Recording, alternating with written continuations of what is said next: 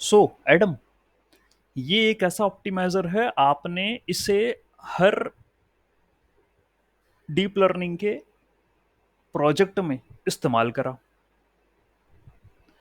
और हम लिखते थे model dot compile optimizer equal to Adam, learning rate equal to 0.01। अब आज की स्थिति में आपको कोई भी टर्म नई नहीं लगेगी, ऑप्टिमाइजर। हाँ सर, पता है यार, मेरे को जो लॉस है उसे कम करना है। ये तो अपन ने मशीन लर्निंग में लीनियर रिग्रेशन पढ़ा था, तब से लेकर आज तक लॉस ही कम कर रहे हैं अपन। तो किसके लॉस कम कर रहे हो? अरे भाई, मशीन को सिखाना है तो हम उससे कह रहे हैं कि भाई तू अच्छा आंसर दे देना, ये मेरा एक्चुअल है और ये तुमने प्रिडिक्ट करके दिया है, इनके बीच का जो डिफरेंस है वो लॉस है। तो हम उसके लॉस ही कम कर रहे हैं जब से, और आगे भी करते रहेंगे। ठीक है। तो जिस तरीके से हम अपने स्टूडेंट की गलतियों को कम करने का काम करते हैं कि आपने आउट ऑफ 10 आपको 8 मिले, 2 क्वेश्चंस आपने रॉन्ग कर दिए। अब अब अपना स्टूडेंट मशीन है, हम उसको डेटा देते हैं, अल्गोरिदम भी हम ही लगाते हैं, और ट्रेनिंग भी रिसोर्सेस दे दुआ कर हम ही करवाते हैं, और फिर उसकी गलतियां हम ही चेक करते हैं। ये सब होने के बाद जब आपको लगता है कि वो फिट हो गया, तो फिर उसको डिप्लॉय कर दो, फिर वो अपना ऑटोमेटिक टास्क परफॉर्म करता है। ठीक है। तो ऑप्टिमाइजर में आपने ग्रेडियंट डिसेंट से लेकर मोमेंटम से लेकर नेस्ट्रो से लेकर, और फिर आपने 3 जो एडा ग्रेड, एडा डेल्टा और आरएमएस प्रॉप, जहां पर आपने डायनेमिक लर्निंग रेट के बारे में कहा कि यार इसको भी बदलो आप। क्योंकि क्या होता है कि डेटा जो है एक जैसा नहीं रहता, कहीं ज़्यादा ग्रेडेंट की वैल्यू आ जाती है, कहीं कम ग्रेडेंट की वैल्यू आती है। तो जब ज़्यादा ग्रेडेंट की वैल्यू आ जाए तो लर्निंग रेट कम कर देना, और जब ग्रेडेंट की वैल्यू कम हो जाए तो लर्निंग रेट बढ़ा देना। ऐसा काम करना आप। तो ये कल के लेक्चर में हमने पढ़ा है। ठीक है।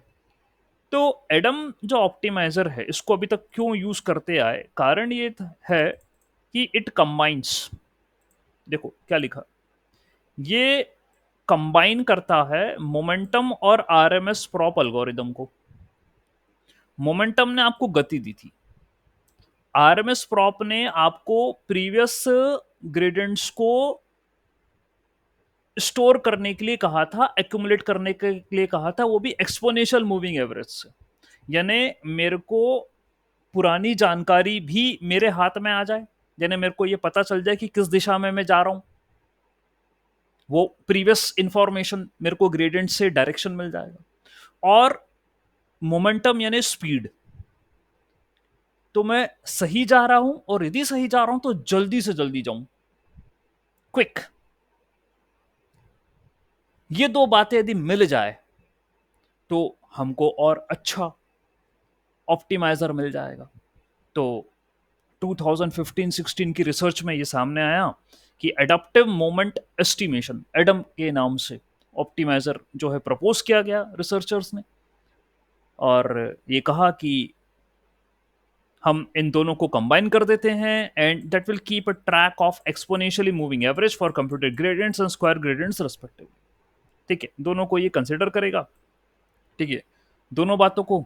एंड कुछ इस तरीके से जो है इसकी मैथ्स है, यानी कि ये आपका मोमेंटम है ना, β1 vt1 प्लस 1 - β1 dw, यानी del L by del W. ठीक है। एंड ये आपका जो है S T equal to β2 st1 plus 1 - β2 dw²। अब ये एस टी कहाँ से आ गया, ये आर एम एस प्रॉप वाली बातें हैं, where s T equal to 1 st upon 1 - β2 t। एक बात वो यहां कह रहा है बायस करेक्शन वाली। ठीक है, बायस करेक्शन या एरर करेक्शन, इसके बारे में भी समझते हैं। तो ये जो इक्वेशन ऊपर वाली लिखी है ये मोमेंटम वाली लिखी है, नीचे वाली इक्वेशन जो लिखी है ये आरएमएस प्रॉप वाली लिखी है। ठीक है। पैरामीटर इन्होंने जो कोएफिशिएंट है, ठीक है, पैरामीटर तो आप यहाँ वी टी को लेकर चल रहे हो। ठीक है, और एस टी को लेकर चल रहे हो, ठीक है, ये पैरामीटर है। बीटा वन और बीटा टू ये दोनों कोइफिशिएंट है। So two separate coefficients you are taking.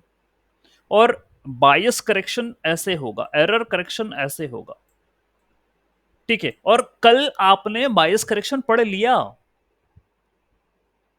ठीक है, कल आपने पढ़ लिया बायस करेक्शन भी। कैसे पढ़ा आपने? इसी नोट्स में कल ये पढ़ा था कि देखो भाई क्या होता है कि मैं नई वैल्यू वी की निकालता हूं, अपडेट करता हूं, तो क्या होता है, काफी फ्लक्चुएशन आ जाते हैं वैल्यूज में। ध्यान दीजिए, मैं आपको फिर दिखा देता हूं जो कल पढ़ा था आपने, ठीक है। सो ठीक है, फाइन। वो एक आपने लिस्ट पूरी बना रखी है, ठीक है, ये रहा। And okay, you have seen there, मुझे एक्सपोनेंशियल मूविंग एवरेज के अंदर ढूंढना चाहिए आई गेस। ओके, यहाँ पर मैं बताना चाहूँगा, मुझे मिल जाए तो। ओके, हाँ ये रहा, ये तो था बायस करेक्शन, कल पढ़ा। ओके, यहाँ आप ये कह रहे थे एक्सपोनेंशियल मूविंग एवरेज सिर्फ इतना रख के चलोगे, ठीक है। तो अभी मान के चलो इनिशियली v00, v1 निकालोगे तो beta into v0 plus alpha, ठीक है, अल्फा नहीं, one minus beta into del डब्ल्यू, ये हुआ था, ठीक है, डेल एल बाय डेल डब्ल्यू। Fine. So now let me share my entire screen. Okay, आपको वो नहीं दिखा जो मैं बताना चाह रहा था, ठीक है। नाउ यू विल सी, ये देखिए कल की नोट्स में आपको ये पढ़ाया है, याद आ जाएगा, बायस करेक्शन, ठीक है। तो ये आपका क्या होता है, बेसिक जो फॉर्मूला है ईएमए का, वो आप लगा रहे थे, ठीक है। अब आप देखें, यहां आया 2, 4.2, 5.68, 7.31, 14.41। आप देखो कितना स्विच हो रहा है, ठीक है, कितना बदलाव आ रहा है यहां पर। तो यहां सिर्फ सिंपल ईएमए के अंदर obviously it is having error, ठीक है, it is having an error. और इन बातों को ऊपर भी कंसिडर करा, ये कहा the common problem with EMA is that in most of the problems it cannot approximate well the first series values, it occurs due to absence of sufficient amount of data. Initially मेरे पास इतनी जानकारी नहीं होती है, ठीक है। तो जब मेरे पास इतनी जानकारी नहीं होती है तो मैं प्रॉपर वैल्यूज नहीं निकाल पाता जो कि होनी चाहिए। तो एरर ऑब्वियसली स्टार्टिंग में ज्यादा होते हैं, तो उन एरर को करेक्ट करना ही बायस करेक्शन होता है। हाँ, जैसे जैसे फिर मैं अपने पाथ पर बढ़ते चले जाऊंगा, मुझे गलतियों का एहसास होता चला जाएगा और मैं अब ज्यादा गलतियां नहीं करूंगा। But initially when your optimization process start, आपने कहा कि सर अभी मान लो इस पॉइंट पर हो, यहां पर v0 की वैल्यू 0 ले लो, ऐसा आपने कहा। और फिर आपने अगले पॉइंट के लिए v1 निकाल लिया, ठीक है, वो इसके अजम्पशन के कारण फिर कुछ निकला, फिर आपने v2 निकाल दिया, फिर आपने v3 निकाल दिया, फिर आपने v4 निकाल दिया। तो वो कह रहा है कि ये जो निकाल रहे हो ना ये वैल्यू ईएमए की, ये एरर वाली वैल्यू है, ठीक है। तो क्यों अभी मेरे पास ज्यादा इंफॉर्मेशन है, I don't have sufficient information in on the first iterations. जो भी ग्रेडियंट निकले, अभी जैसे यहां पर पहला ग्रेडियंट निकला डेल एल बाय डेल डब्ल्यू, पहला ग्रेडियंट निकला, फिर यहाँ दूसरे निकला, फिर यहाँ तीसरे निकला, चौथे निकला, पांचवे निकला, ठीक है। अभी इनिशियल ग्रेडियंट्स निकले हैं, धीरे धीरे करके डायरेक्शंस पता चल रही है, कैसे मूव करना है ये पता चल रहा है, ठीक है। ज्यादा इंफॉर्मेशन तो नहीं है, लेकिन जब मेरे पास बहुत सारे ग्रेडियंट कलेक्ट हो जाएंगे, उस समय मैं कहूंगा कि अब मेरे पास एक रेलेवेंट इंफॉर्मेशन है कि मैं किस डायरेक्शन में जा रहा हूं। जब आप अपनी जर्नी स्टार्ट करते हैं और मंजिल बहुत दूर है, तो ऑब्वियसली अभी आपके पास कोई इतना एक्सपीरियंस थोड़ी ना, धीरे धीरे सीख रहे हो ना, तो शुरुआत में तो बच्चा गलती करता है, हर कोई गलती करता है शुरुआत में। लेकिन जैसे जैसे वो आगे बढ़ता है उसमें मेच्योरिटी आती है, मेच्योरिटी आती है तो अपनी गलतियों से सीखा हुआ होता है, और गलतियों से सीखा होता है तो फिर आगे इतनी गलती करता नहीं है। ये तो स्वाभाविक सी बात है। तो बायस करेक्शन तो प्रैक्टिकली बात है, तो है ना। मेरे को गोल क्या था, मिनिमा पर पहुंचना था, मैंने यहां से शुरुआत करी। ग्रेडेंट ही मेरे को डायरेक्शन देंगे, मोमेंटम मेरे को स्पीड देगा जाने की। अच्छा, मैं ईएमए का यूज करता हूं, एक्सपोनेंशियल मूविंग एवरेज का। तो जब मैं शुरुआत में चलना चालू करा, ग्रेडेंट निकाले, तब मेरे पास उनसे इतनी जानकारी नहीं आ रही थी, नहीं आ रही थी, एरर था। तो हमने कहा कि बायस करेक्शन करो भाई। The goal is to approximate it with the EMA.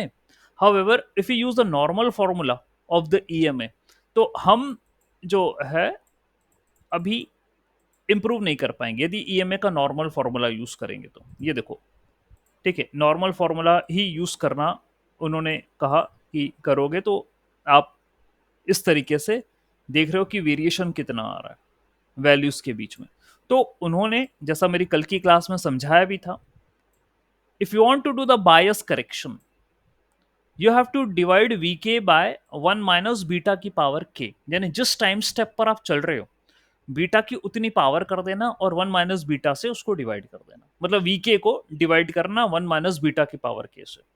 What ever be the time step you are having, the k का मतलब होता है टाइम स्टेप। तो यार आप, मैंने कल भी ये रिपीट करी थी, रिकॉर्डिंग में भी आई है ये बात, कि आप देखो सोचने वाला कितना सोच रहा है, ठीक है, मतलब full on maths he maths लगी है, ठीक है।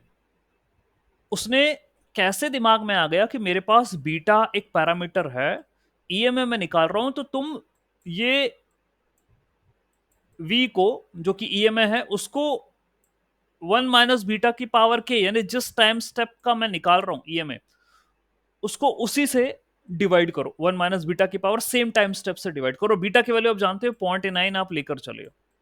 यही बायस करेक्शन है।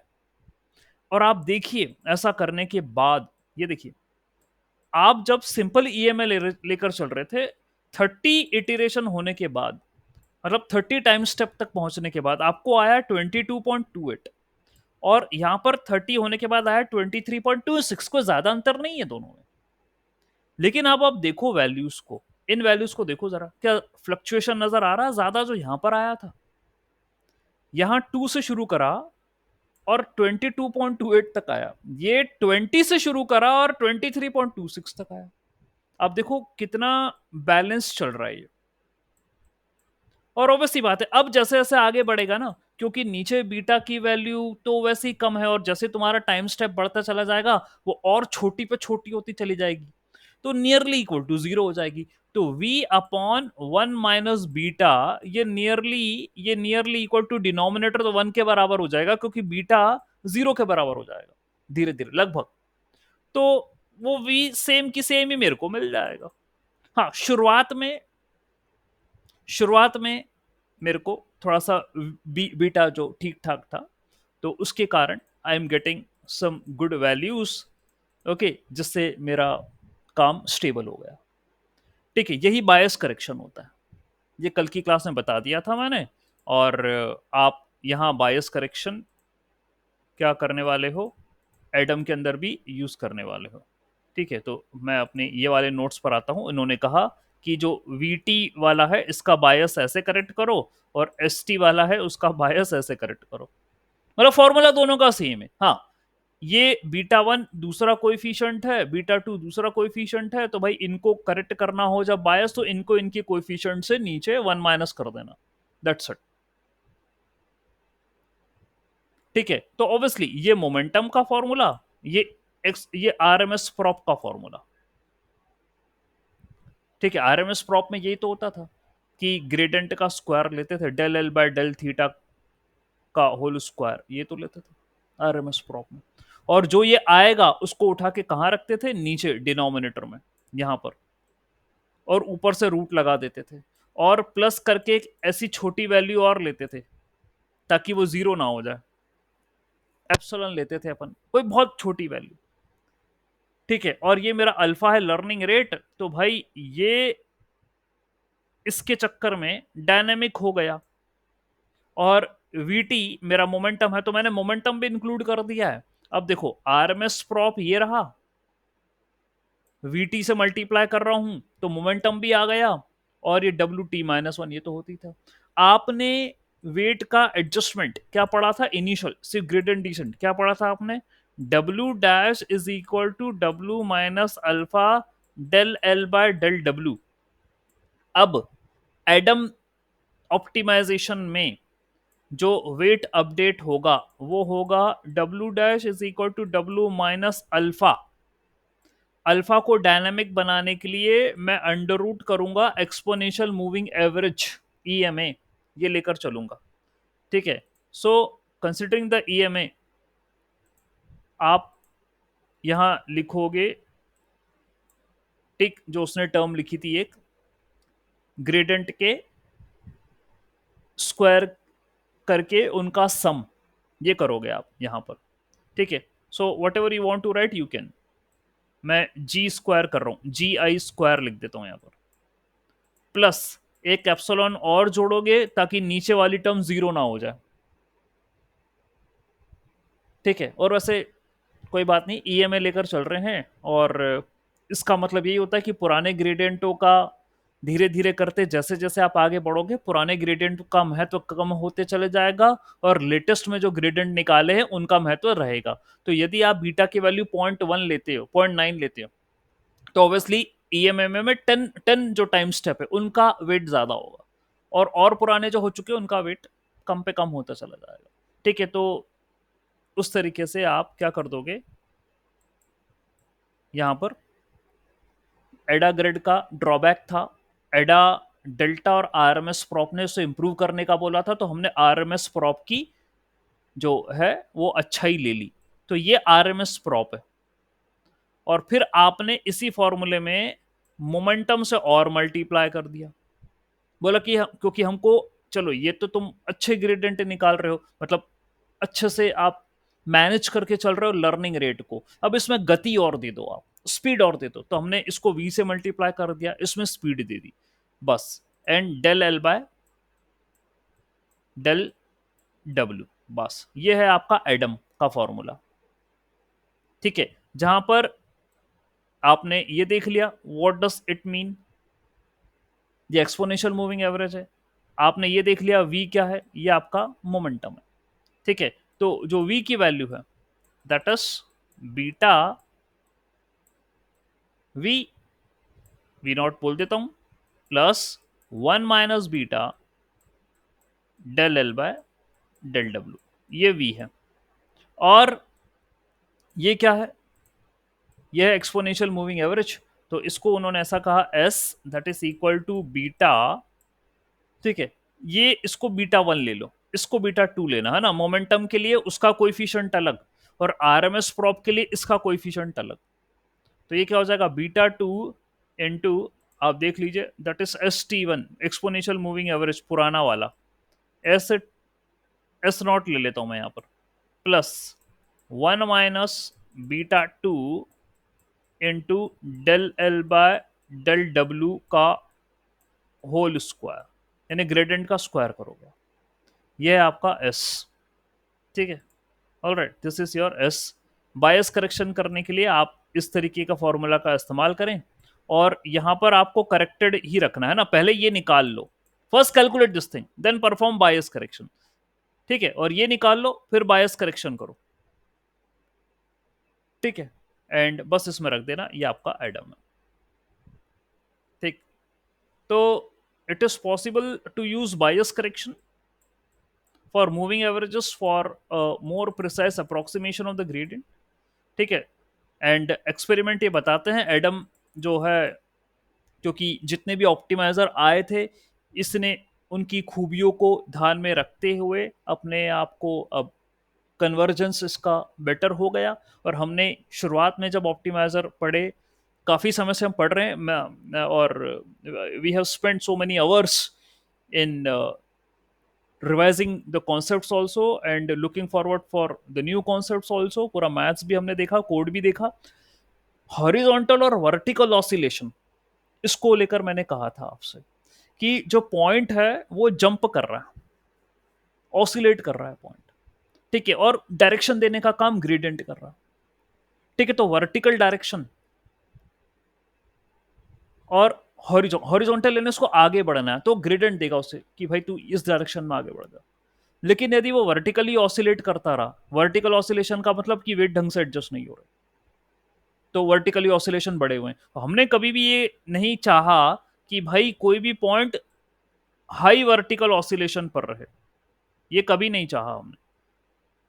यहां पर जो व्हाइट वाली लाइन बन रही है ना, ये एडम है, यानी ये स्मूथली कन्वर्ज करवाने की बात कर रहा है, जो कि एसजीडी नहीं करवाने की बात कर रहा था। एसजीडी में नहीं हो रहा था ये काम, स्मूथ कन्वर्जेंस नहीं मिल रहा था। वो ऐसा इतना ऑसिलेट होते हुए या सिंपल ग्रेडियंट डिसेंट इतना स्मूथनेस कन्वर्ज करने की बात नहीं कर रहा था, जो एडम ने कर दी। ये एडम ऑप्टिमाइजेशन है। आप व्हाइट वाली लाइन को देखिएगा, है ना, मैं ब्लैक वाली लाइन मिटा रहा हूँ, ये देख लिए कहाँ ऑसिलेशन हुए थे, ठीक है। All right. तो according to the Adam paper, the default value hyper parameter beta 1 होता है 0.9, बीटा 2 होता है 0.999, और जो नीचे जो एप्सिलॉन है ना उसकी वैल्यू होती है 10⁻⁻8, ये होती है। All right. And I guess I do have a paper, ये रहा एडम ऑप्टिमाइजर, ये पेपर है एडम का, ये देखिए। Okay, Adam a method of stochastic optimization, 2015 में ये कॉन्फ्रेंस पेपर है, ये जो है रिलीज हुआ था। आपको मैं शेयर कर दूंगा, आप इसको देख लीजिएगा, ठीक है। All right. तो क्या कहा इन्होंने एब्स्ट्रैक्ट में, इन्होंने कहा we introduce Adam, an algorithm of first order gradient based optimization of stochastic objective function, and based on adaptive estimates of low order moments.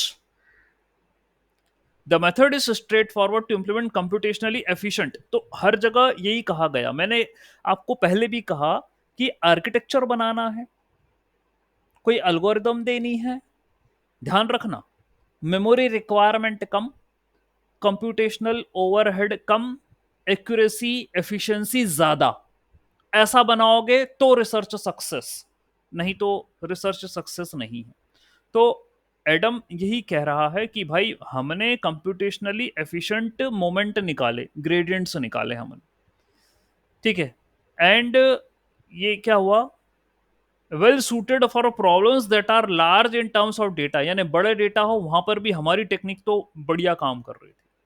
और हमने उसके बिहाफ में जो हाइपर पैरामीटर ये कह रहा है ना, बीटा 1 बीटा 2 और एप्सिलॉन, वो भी जो है कम रिक्वायर लिटिल ट्यूनिंग, कम ही ट्यूनिंग की जरूरत पड़ती है, उनको भी ज्यादा कोई ट्यून नहीं करना पड़ता है, नहीं उसमें भी टेंशन नहीं देना आपको कि बीटा की वैल्यू 0.8 हो जाएगी या 0.7 हो जाएगी ना, 0.9 बहुत है।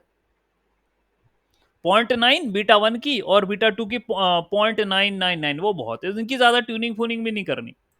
And some connections are related to the algorithms on which Adam is inspired, okay, are discussed in this research paper, and we analyze the theoretical convergence, okay, and यहाँ पर convergence rate is comparable to others, वहां पर आप ये देखें कि ये कह रहे हैं हमें बेटर मिला, ठीक है। And empirical research demonstrate Adam works well in practice and compares favourably, and there are other methods also, that is Adam max, a variant of Adam based upon infinity norm, ठीक है। तो Adam के बाद Adam Adam max भी, Adam डब्ल्यू भी ये बाद में आया, ठीक है। हमने ज्यादातर एडम का इस्तेमाल करा, एडम मैक्स के बारे में भी इसने बताया है, लेकिन आपके लिए एडम का पता होना, ठीक है, उतना काफी है। तो यहाँ इन पैराग्राफ्स में क्या कहा गया, जो अभी मैंने आपको पढ़ के बता दिया कि भाई एडम को बनाने के लिए इन्होंने आरएमएस प्रॉप और मोमेंटम, ठीक है, उन दोनों को कंसिडर करा। Adam is derive from adaptive moment estimation, इसका नाम ही यही है, आपको बता चुके हैं, एडाप्टिव मोमेंट एस्टिमेशन। ये कंबाइन करता है advantage of two recently popular methods, EDA-GRID, which works on sparse gradients, and RMS prop, which works on line and non-stationary settings, okay, and मतलब मोमेंटम इसमें इंक्लूडेड है, ठीक है। All right. एंड फिर ये इसने एल्गोरिदम दी, ये वाली, ये एडम की एल्गोरिदम है। हमने भी यही पढ़ी है अभी, है ना, बिल्कुल लाइट वेट में समझा दिया मैंने आपको आराम से। दो इक्वेशन दे दी और तीसरे पे लिख ही दिया कि मोमेंटम क्या होता है। तो इन्होंने बीटा वन बीटा टू दो हाइपर पैरामीटर लिए जिसकी वैल्यू 0 से 1 के बीच में है। अल्फा लर्निंग रेट है, ये तो भाई लेते ही हैं हमेशा, कोई बात नहीं। इनिशियली आपने बोला मोमेंटम जीरो, मतलब पहला मोमेंट वेक्टर जीरो, दूसरा मोमेंट वेक्टर भी zero. Initially T zero time step से काम करके चल रहे हो।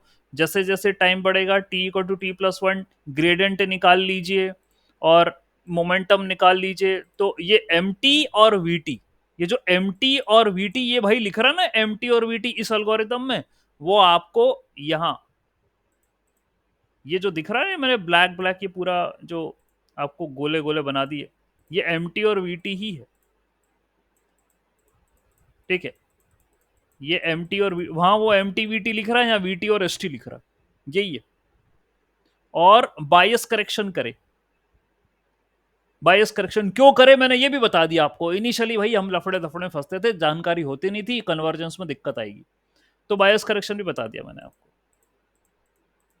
ठीक है, ऑल राइट। तो भाई ऐसा है।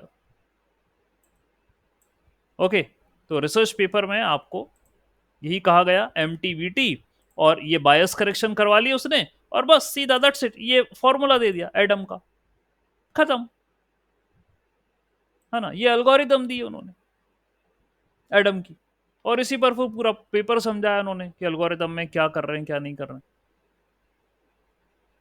ठीक है, introduction of initialization bias corrections, ठीक है, कन्वर्जेंस एनालिसिस। तो आप देखिए किस लेवल की मैथ्स है, क्या पढ़ा आपने डीप लर्निंग मशीन लर्निंग में, what you have learn, see the maths. तो आरएमएस प्रॉप बता दिया, एडा ग्रेड बता दिया, ठीक है, एडा डेल्टा बता दिया, मोमेंटम बता दिया, उन्हीं की पूरी मैथ्स लगी यहाँ पे, जिसके कारण एडम बना। और ये एक्सपेरिमेंटल रिजल्ट्स हैं, इन्होंने लॉजिस्टिक रिग्रेशन इस पे एक्सपेरिमेंट करके लगा दिया, आईएमडीबी डेटा ले लिया होगा मूवी का, ठीक है, कह रहा है ना, इसने डेटा सेट भी स्टैंडर्ड उठाया, आईएमडीबी मूवी रिव्यू का डेटा सेट उठाया, और एस जी डी भी लेकर चले, और ये इसने अपना जो नया बना एडम वो भी लेकर चला, ठीक है, और इसको बढ़िया रिजल्ट मिला। ठीक है, आप यहाँ देखें।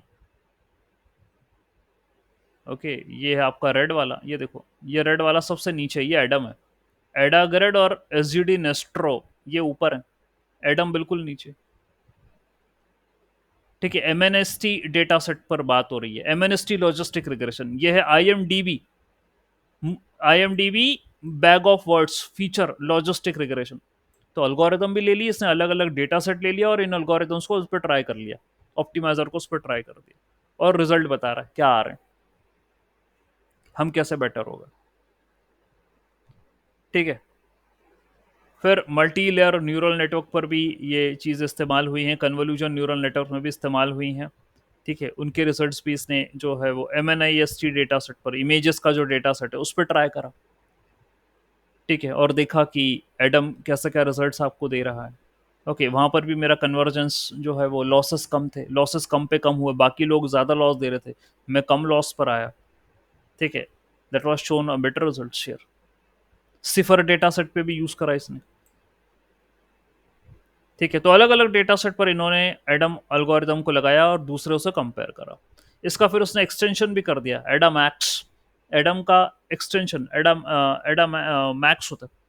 ठीक है, और कहा कि the update rule for individual weight is to scale their gradients inversely proportional to the normalization, इसने नॉर्मलाइजेशन और जोड़ दिया।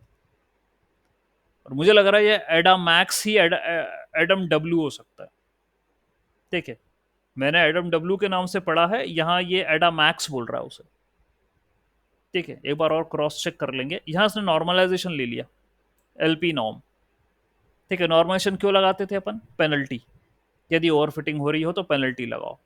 तो यहाँ जीटी की पावर पी, कौन से ऑर्डर का नॉर्मलाइजेशन लगा रहे हो, मतलब not only you are going to do the square, यदि ये देखो, ठीक है, तो बीटा टू की power P V T minus one plus one minus beta two की power P G T to the power P, ये है। ठीक, दिस इज इंक्लूडेड। तो नॉर्मलाइजेशन वाली टर्म इंक्लूड हुई, एडा मैक्स आया और ये कुछ फॉर्मूले में चेंज है इस एल्गोरिदम में। ठीक है, ग्रेडियंट यहाँ निकाला गया, मोमेंटम जैसा निकालते थे वो तो वैसे निकाला, चेंज यहाँ करा इन्होंने। ut equal to max of β2 into ut-1 gt, यानी ये वाले फॉर्मूले को लगाओगे आप, ये वाला फॉर्मूला। इसी तरीके से अपन ने जो प्रीवियस नोट्स पढ़े हैं कुछ इसी प्रकार से ही फॉर्मूला बनाया, याद करिए आप, 1 - β summation of beta and gradient, यही तो करा है अपन। यदि आप इसको देखोगे तो कुछ नया नहीं है। हाँ वैसे भी भैया 2015 का पेपर है, 2024 चल रहा है, 9 साल पुराना पेपर है, तो आप ऑब्वियसली पढ़ चुके हो ये सारी बातें, मेरे लेक्चर्स में भी आ गई हैं। ये इक्वेशन यदि याद करोगे ना, अभी बता देता हूँ, ये देखो, ये है, हाँ ठीक है, अभी क्लियर हो जाएगा ये वाली इक्वेशन के बारे में। ठीक है, वेट डीके और सब। ठीक है, ये देखो, ये क्या है, ये 1 - β समीशन बीटा की पावर t माइनस है थीटा ई। अब जरा इससे देखो रिसर्च पेपर को, ये अब मैं चाहो तो बढ़ा भी देता हूँ। ठीक है, देखो जरा क्या लिख रहा है वो, क्या लिखा, 1 - β समीशन बीटा और जी, यानी आप ये पढ़ चुके हो इस तरीके से। बस वो क्या कर रहा है, ये β2 की पावर पी यानी क्या कर रहा है वो, दैट इज योर नॉर्मलाइजेशन। ठीक है, जैसे आप L2 नॉर्मलाइजेशन ले रहे हो 2, तो p की वैल्यू 2 है, it can be up to infinity also, कह रहा है स्पेशल केस होगा अप टू इन्फिनिटी का। ठीक है, तो जिस टाइप का नॉर्मलाइजेशन यूज कर रहे हो ना, वो आपको यहां पर उस p की वैल्यू रखना पड़ेगी, दैट इज एडम मैक्स। ठीक है, दैट्स इट, बस उन्होंने इस चीज को यहां पर इंक्लूड करा, और ये रहा आपका फाइनल अपडेट, ये एडम मैक्स है। इसको भी हम यूज करते हैं कई जगह, इसको भी लेकर उन्होंने लिमिट लिमिट लगा के, आप बस मैं वही तो कहता हूं ना कि जब आप मैथ्स देखने जाओगे देन ये तब पता चलेगा कि एक्चुअली में क्या है वो अल्गोरिथम, एक्चुअली में ऑप्टिमाइजर क्या है वो, क्यों यूज किया गया। ठीक है, सो ये सब रिसर्च पेपर्स में मिलेगा और कहीं नहीं मिलेगा। ठीक है, बस इतना ही रिसर्च पेपर था, उसने बात खत्म कर दी, कंक्लूड कर दिया उसने कि हमारा जो मॉडल है वो सिंपल, कंप्यूटेशनली एफिशिएंट है।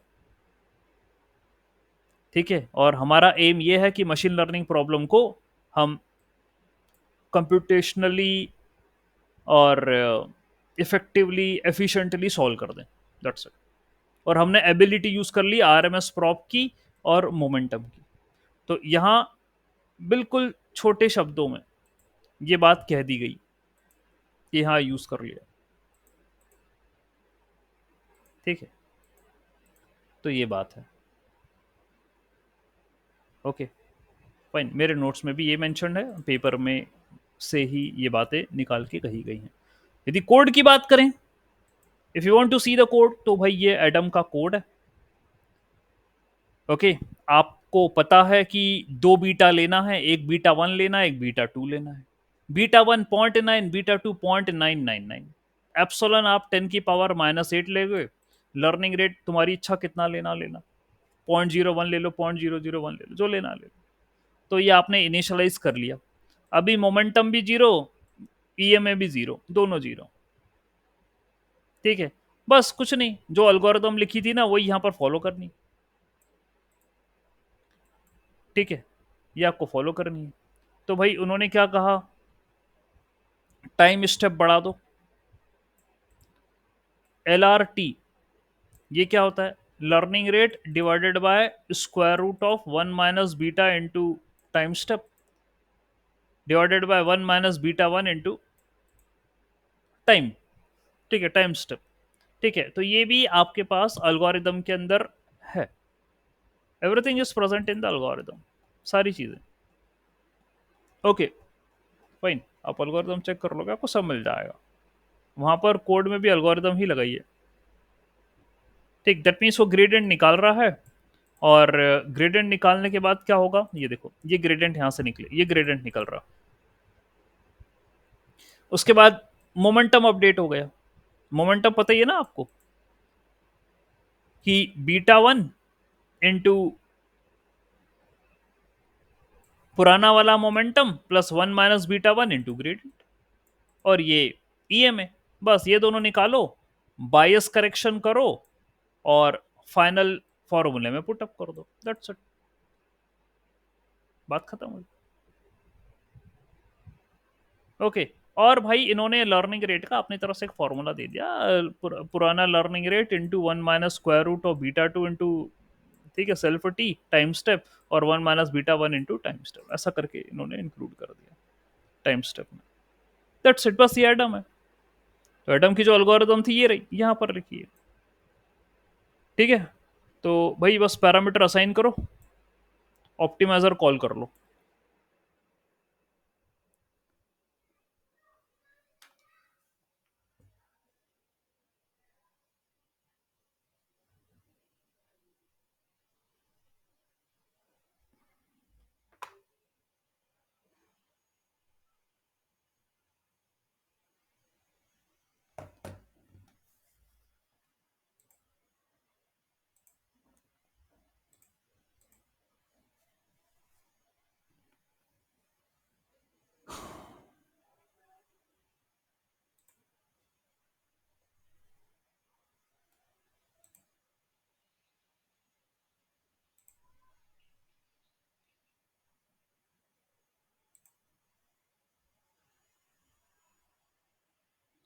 Okay, I am Audible?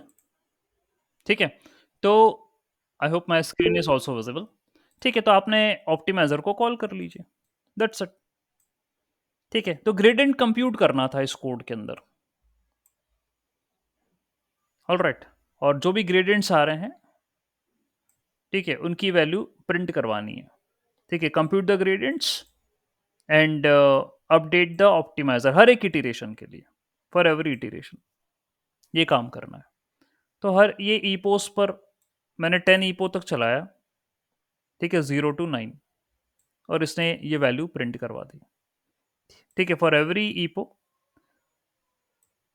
I printed the value of your, ठीक है, ये देखिए यहाँ पर ये सारी वैल्यूज जो हैं हमने प्रिंट कर दी। Parameter data for parameter in parameters, हर एक कीपो पर पैरामीटर्स की वैल्यू प्रिंट करवा दी, ग्रेडियंट्स कंप्यूट करे, ऑप्टिमाइजर की जो अल्गोरिदम है वो चलाई, और पैरामीटर्स की वैल्यू प्रिंट करवा दी। ठीक है, तो पहले ग्रेडियंट कंप्यूट करो। ग्रेडियंट कंप्यूट करने के लिए कहाँ आपको लिखा गया है कंप्यूट ग्रेडियंट? ठीक है, ये रहा कंप्यूट ग्रेडियंट्स, ये वाला मेथड है to compute the gradients. Okay, and then optimizer, ठीक है, स्टेप कॉल करनी है, तो ये रही ऑप्टिमाइजर की स्टेप। ये पूरी की पूरी एल्गोरिदम है एडम की। ठीक है, खास करके मुझे यही बतानी थी।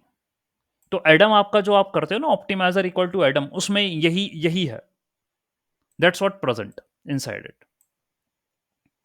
ठीक है, और बस ये सॉल्व हो गया। इसने ये पूरे ईपोस पर पैरामीटर्स की वैल्यू निकाल दी, कैसे एडजस्ट हो रहे हैं। पैरामीटर बोले तो वेट ही होते हैं अपने पास, वही एडजस्ट होते हैं। ठीक है, तो इस तरीके से एडजस्ट कर रहा है पैरामीटर्स को।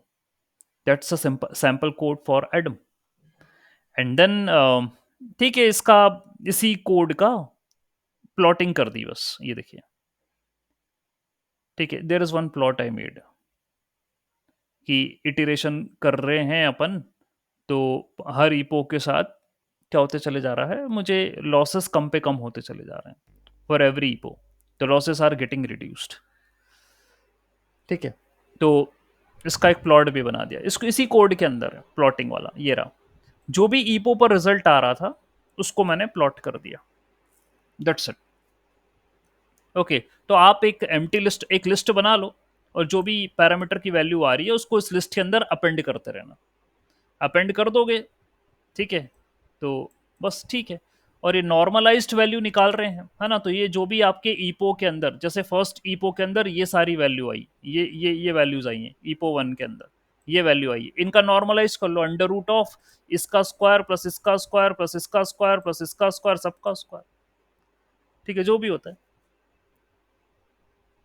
ठीक है, यहाँ पर मेंशन भी करा उन्होंने, square root of sum of the parameter data, मतलब उनका स्क्वायर का सम करना, हर एक पैरामीटर का स्क्वायर का सम करना, फिर ओवरऑल रूट ले लेना, वो नॉर्मलाइज्ड होता है।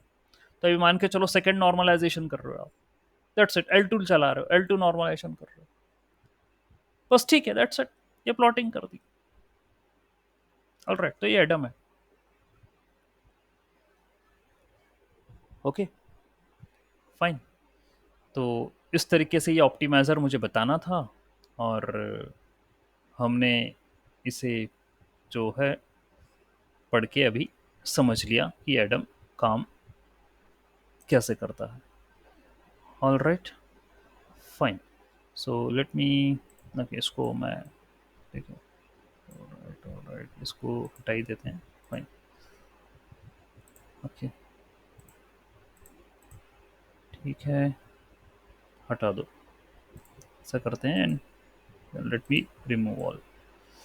ऑलराइट, तो आई होप आपको एडम भी समझ में आ गया होगा। ठीक है, इसने जो सारे पुराने ऑप्टिमाइज़र थे उनकी जो बेस्ट पॉसिबिलिटी थी आरएमएस प्रॉप की और मोमेंटम की, उसकी जो हम कहें टेक्निक है वो ले ली, मर्ज कर दिया और अपने नाम से एक आर्किटेक्चर ऑप्टिमाइजर के नाम से, आर्किटेक्चर नहीं मैं बोलूँगा फॉर्मूला, वो बना के दे दिया। That's what the Adam is. So let me stop the